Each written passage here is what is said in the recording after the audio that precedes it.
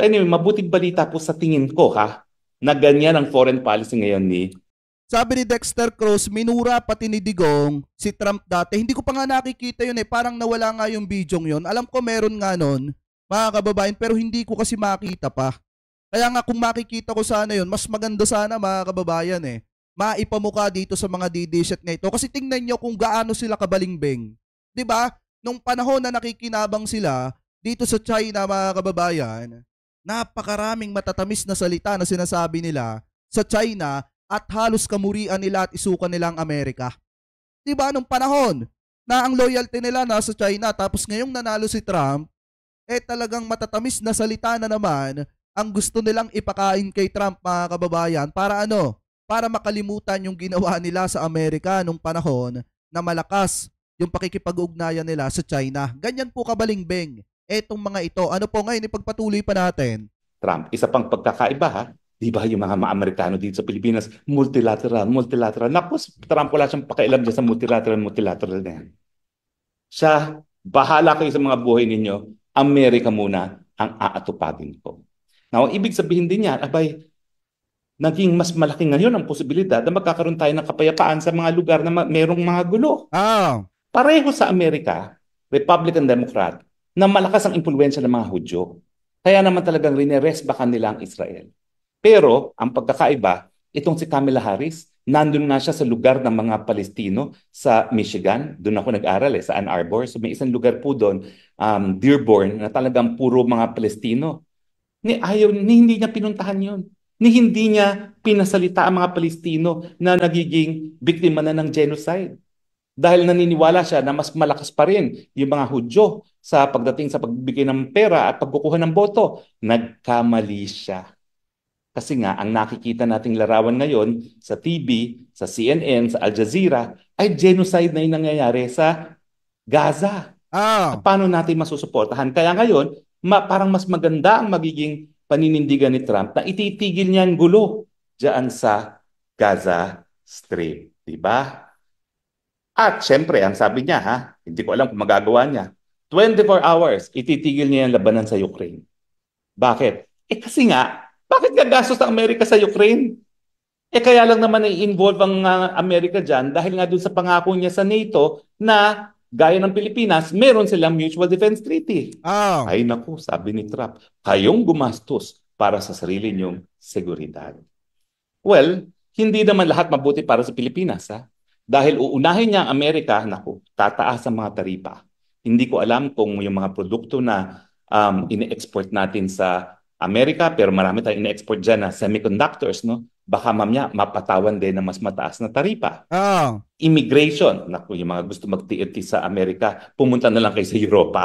O kaya magtrabaho na lang kayo ng legal sa Europa at saka sa Middle East. Kasi ang dami naman ngayon nagbubukas na trabaho. At saka napakadali na ngayon kumuha ng trabaho dun sa mga dating mga European states na sarado. Pero magiging istrikto na ngayon ang Trump administration pagdating sa immigration. So, kung ikay nagpaplano mag-TNT sa Amerika, wag na.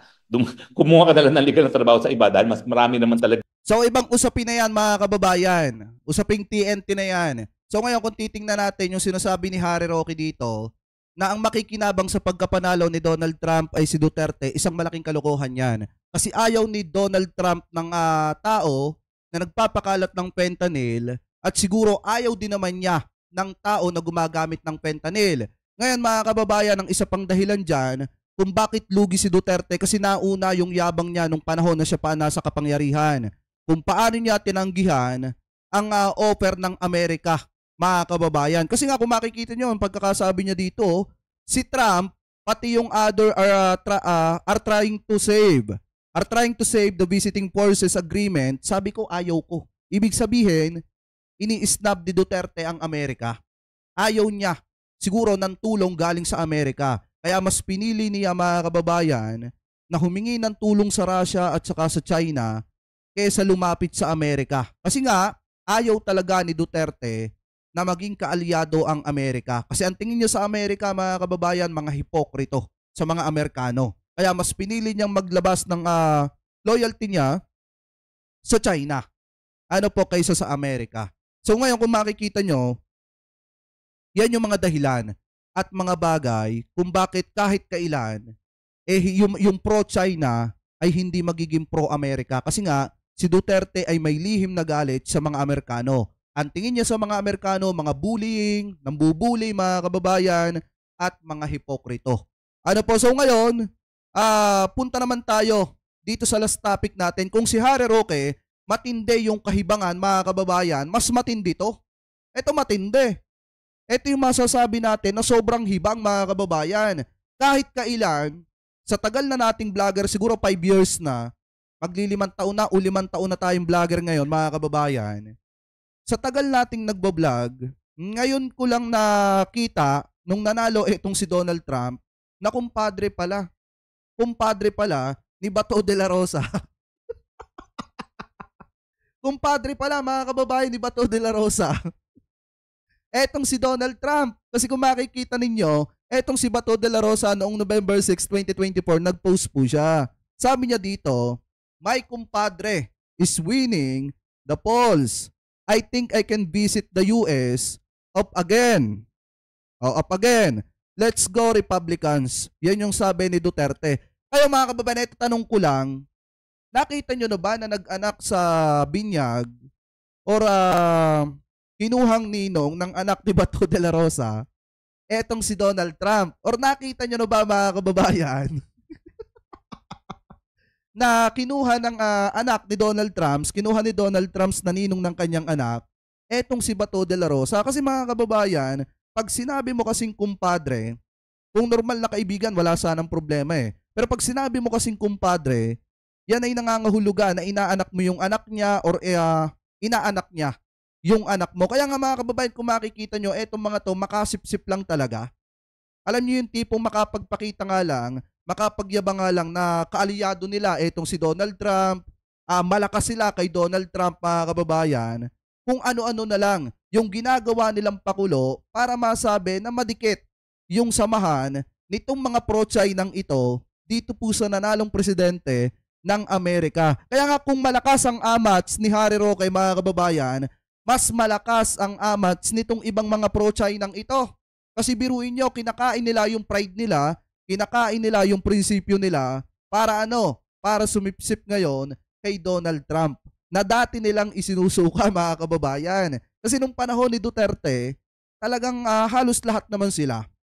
Ano po, lalo na itong si Duterte na talagang isinusuka nila ang Amerika. Kaya nga nakakagulat na yung mga pro-China ngayon biglang bumalimbing mga kababayan. At ito pang ang isa ay biglang naging kumpadre nitong si Donald Trump. So anyway, mga kababayan, kayo po, ano po ang komento ninyo? Hingil po dito sa mga topic na ito na tinalakay po natin. Ano po masasabi nyo mga kababayan? Dito po sa mga sinasabi ni Harry Roque nang dahil daw sa pagkapanalo nitong si Donald Trump, ang talo daw po dito at pinakatalo dito ay walang iba kung hindi etong si PBBM, mga kababayan. Kasi nga, ayaw daw ni Donald Trump, mga kababayan, ng mga tao na gumagamit daw po ng ipinagbabawal na bato. Pero kung titingnan natin mga kababayan, unang sinabi ni Donald Trump na tatrabahuin niya at sasabihin niya kay Xi Jinping, bitayin yung mga nagpapakalat ng fentanyl at siguro kasama na doon yung mga kumakain or tumitikim ng fentanyl. Mga kababayan, ano po?